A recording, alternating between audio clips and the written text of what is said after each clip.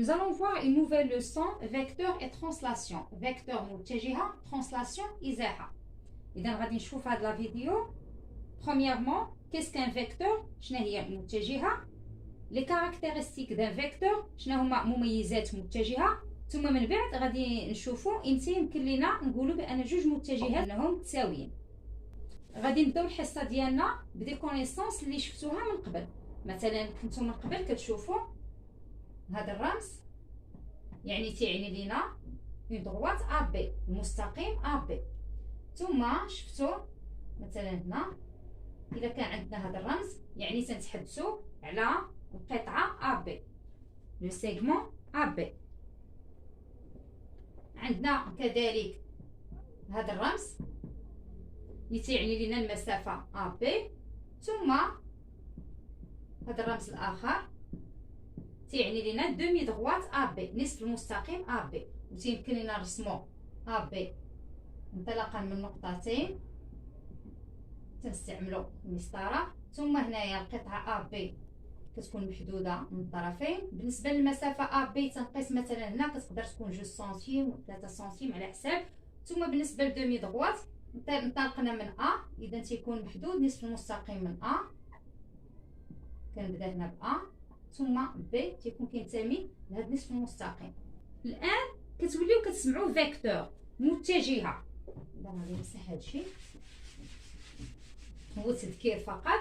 ملي تسمع فيكتور متجهه يعني مثلا المتجهه ا بي كتكون على الرمز ديالها على هذا الشكل وتيكون الفوق واحد السهم. الا بغيت نرسم المتجهه ا بي، اذا منين انطلقت هنا انطلقت من ا، اذا غادي نرسم هنا ا ثم تتكون على شكل سهم. اذا انطلقت من نقطه ا اللي كتسمى لوريجين و بي ليكستريميتي طرف، انطلقت من نقطه ا ووصلت للنقطه بي. غنعطيكم مثال اخر. مثلا عندي المتجهه سي دي، سي دي بغيت نرسمها غنطلق من نقطه سي ثم هنا وصلت للنقطه دي. هذا الرمز تنمثلو بهذه المتجهه، تنمثل المتجهه بسهم اون فلاش. اذا كان عندي هذا الرسم مثلا هنا او اف وبغيت نكتب المتجهه او اف، اذا باش بديت هنا بديت ب او ووصلت لاف، اذا غنبدا ب او ثم غنكتب اف وغادي ندير السهم هكذا. لاحظوا جيدا بان السهم تيكون دائما في نفس الاتجاه، بخلاف الرسم كنطلق من نقطه الانطلاق ثم اللي هي كتكون في البدايه وتنوصل لنقطه الوصول. اذا هنا تعرفنا على شنو هو لو فيكتور، شنو هي المتجهه. لاحظوا معايا هذا الرسم تيمثل ليا لو فيكتور ا بي، المتجهه ا بي. اذا كاينه واحد الحاله خاصه ملي تيكون عندي لوريجين هو ليكستريميتي، عندي النقطه ا والنقطه بي كيكونوا منطبقين، سون ا اي بي سون كونفوندو. اذا كنمثل المتجهه ا بي يا اما تنكتب ا او بي بي ثم كتساوي ليا المتجهه المنعدمه، كنكتب صفر ثم فوقو سهم. اذا ا بي كتساوي ليا ا يمكن ليا كتساوي ليا بي بي وكتساوي ليا لو فيكتور نول المتجهه المنعدمه. الان غادي نشوفوا لي كاركتيرستيك دان فيكتور، مميزات متجهه. كل متجهه عندها 3 ديال المميزات، اذا غادي تعقلوا عليهم مزيان، غادي نشرحهم لكم. تابع. اذا المتجهه تيكون عندها ديريكسيون هو الاتجاه، ثم سونس هو منحى، نور ولا ديستانس يمكن تسمع ديستانس ولكن يمكن تسمع لونغور بحال بحال. اذا هنا عندنا واحد الفيكتور ا بي، متجهه ا بي، لا ديريكسيون ديالها هو الاتجاه، هو هذا المستقيم. كل متجهه تيحملها واحد المستقيم، اذا تنتحدثوا في لا ديريكسيون على المستقيم ا بي، مستقيم ا بي. بالنسبه لو سونس يعني المنحى، انطلقنا من ا نحو بي، دونك دو ا فيغ بي.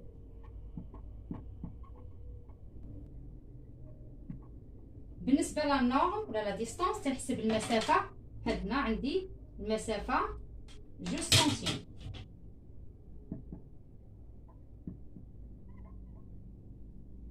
اذا هادو هما المميزات ديال الفيكتور ا بي. ديريكسيون هو الحامل، كنتحدث على المستقيم اللي تيحمل ليا هاد الفيكتور، هاد المتجهه هو المستقيم ا بي. بالنسبه لو سونس هو المنحى من ا الى بي، دو ا فيغ بي. بالنسبه لا ديستانس هي ملي تنقيسو هنايا تنحسب تلقى 2 سنتيم. اذا هادو هما مميزات المتجهه ا بي، وكل متجهه راه عندها 3 ديال المميزات اللي كتميز بهم. كيفاش يمكن لكم تبين بان جوج المتجهات متساويين؟ اذا عندنا هنايا غادي نشوفوا لا ديريكسيون، لو سونس ولا ديستانس. اذا غادي نتحدثوا على لا ديريكسيون ثم على لو سونس وعلى لا ديستانس. امتى تيكون عندنا لا ميم ديريكسيون، عندهم نفس الاتجاه، الا كان المستقيم ا بي تيوازي ليا المستقيم سي دي. اون ا بي parallèle à CD, donc les vecteurs AB et CD ont la même direction.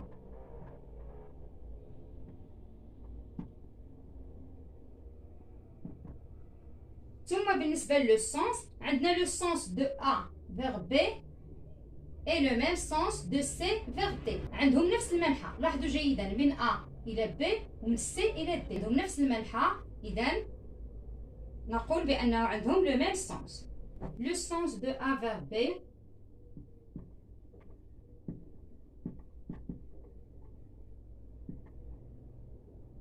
et le même sens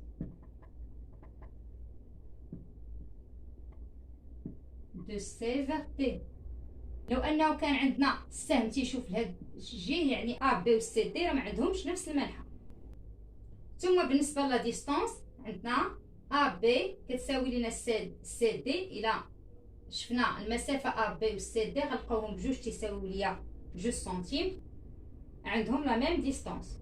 اون ا بي ايغال سي دي ايغال 2 سنتيم. alors les deux vecteurs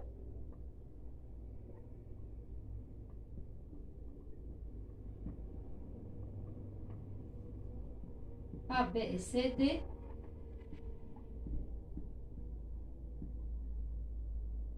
ont la même distance، عندهم نفس المسافة. إذا اش غادي نستنتجو؟ إذا بينا أن عندهم نفس الاتجاه، نفس المنحى، نفس المسافة. إذا غادي نستنتجو بأن AB المتجهة AB كتساوي لنا المتجهة CD. دونك AB إيكال CD. غادي نوريكم واحد الحالة أخرى تيكونوا فيها المتجهتين متساويين. بغينا يكونوا جوج متجهات متساويين خاص يكون عندهم ميم ديريكسيون، ميم سونس وميم ديستانس. لاحظوا هنايا بان ا بي متجهه ا بي والمتجهه سي دي عندهم نفس الحامل. المستقيم ا بي والمستقيم سي دي مطابقين، اذا واحد فوق واحد. اذا في هذه الحاله عندهم ميم ديريكسيون. لا دروات ا بي et la droite CD sont confondus مطابقين. اذا في هذه الحاله راه عندهم ميم ديريكسيون، عندهم نفس الاتجاه. اذا بالنسبه لا ديريكسيون راه جوج حالات، يا اما تيكونوا المستقيمين حتى نتحدثوا على لي دغوات تيكونوا اما متوازيين ولا تيكونوا مطابقين، كاينين نقولوا عندهم ميم ديريكسيون. ثم بالنسبه لو سونس عندهم نفس المنحى، دو ا فيغ بي et le même sens de C vers D. لاحظوا جيدا من A إلى B ومن C نحو D. بالنسبة لا ديستانس ميم ديستانس، إلا حسبت هنا غنلقى 1.5 سنتيم وهنا كذلك 1.5 سنتيم. إذا هنا يمكن نقول بأن A B و C D سون إيغو متساويين. إلا كانت عندنا واحد القطعة A B و M est le milieu de A B، M هو منتصف هذه القطعة، اش كنستنتجو؟ بأن المتجهة AM كتساوي ليا المتجهة MB. إلا بغينا نفهمو علاش باش يكونوا جوج متجهات متساويين خصهم يكون عندهم ميم ديريكسيون، ميم سونس، ميم ديستانس. بالنسبة لا ديريكسيون فالمتجهة AM والمتجهة MB عندهم نفس الحامل، إذا تيحملهم نفس لا دغوات، نفس المستقيم. وبالنسبة لميم سونس عندنا من A إلى M ومن M إلى B، إذا نفس المنحى. وبالنسبة لا ديستونس المسافة، إلا قسنا هنايا بما أن M منتصف AB فإن المسافة AM تساوي المسافة MB. إذا مباشرة ملي تكون عندكم واحد القطعة وواحد النقطة كتمثل لنا المنتصف، فإن مثلا هنا M منتصف AB فإن AM كتساوي لنا MB. Donc M est le milieu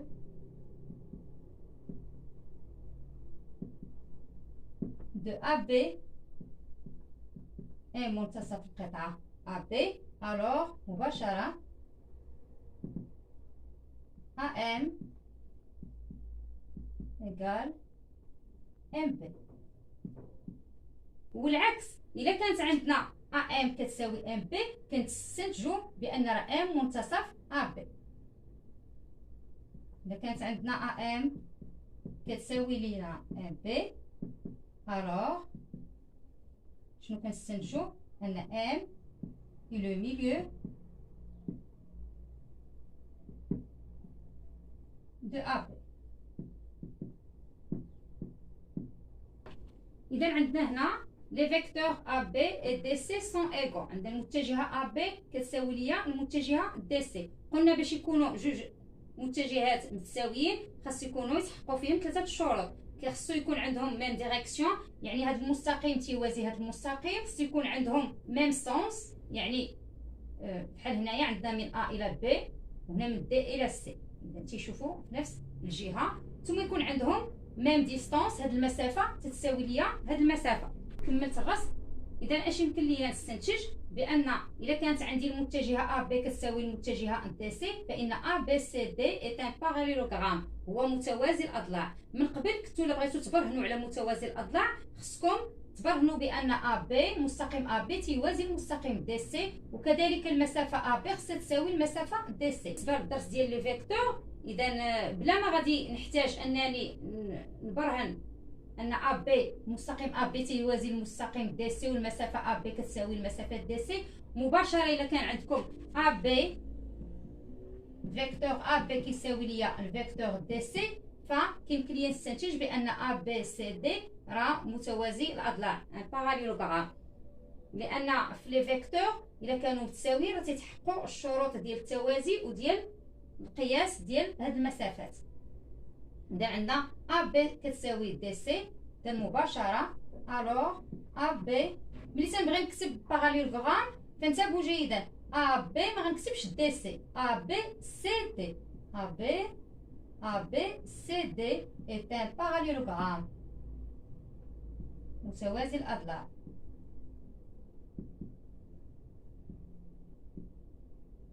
إذا عقلوا على هذه الخاصية. والعكس، إلا كان عندنا باراليلوغرام، إلا كان عندنا متوازي الأضلاع فراه يمكن نستنتجوا مجموعة من المتجهات اللي متساويين. بحال هنا مثلا عندنا ABCD est un parallélogramme، فيمكن غنستنتج بأن AB كتساوي DC.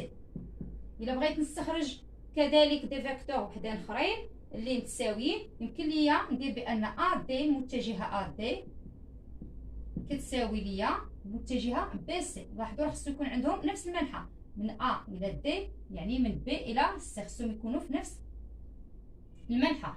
كتساوي ليا BC، AD كتساوي BC. ثم كذلك DC متجهه DC كتساوي ليا المتجهه AB. إذا هنا من D إلى C يعني ما غنديرش من B ل A، غندير من A إلى B. يمكن كذلك غادي نستنتج بأن المتجهة DA كتساوي ليا، إذا قلت من D إلى A إذا غنطلق من C إلى B. خصهم يكونوا عندهم ميم ديريكسيون، ميم سونس وميم ديستونس.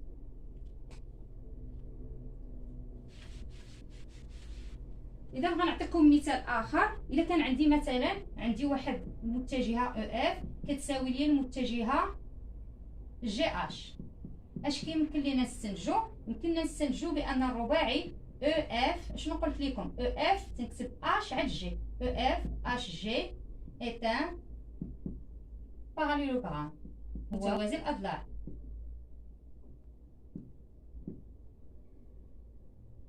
إذا عقلوا على الترتيب ديال لي لتر. ديال الحروف E F H عاد G. اذا هذه الخاصيه كتحتاجوها في البرهان مباشره. كانوا عندكم دو فيكتور اللي متساويين راه كيمكننا نستنتجوا متوازي العضلات باراليلوغرام.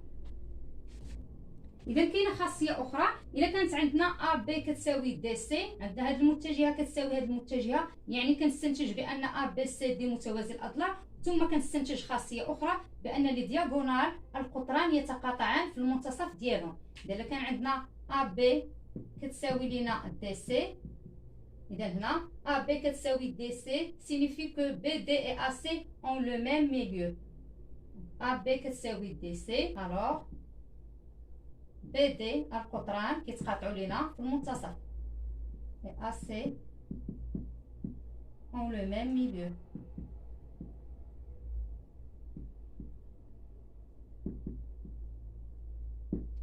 AB كتساوي دي سي signifie que ABCD est un parallélogramme. كنستنتجوا انهم متوازي الاضلاع. ويمكن لنا نستنتجوا خاصيه اخرى، اذا كان عندنا AB كتساوي دي سي signifie que BD et AC ont le même milieu. كيمكننا نستنتجوا بان القطران يتقاطعان في المنتصف ديالهم. مجموعه ديال الخاصيات شفتوهم في هذا الدرس، خصكم تعقلوا عليهم لانكم كتستغلوهم في البرهان. تيكون عندكم شي اكزارسيس.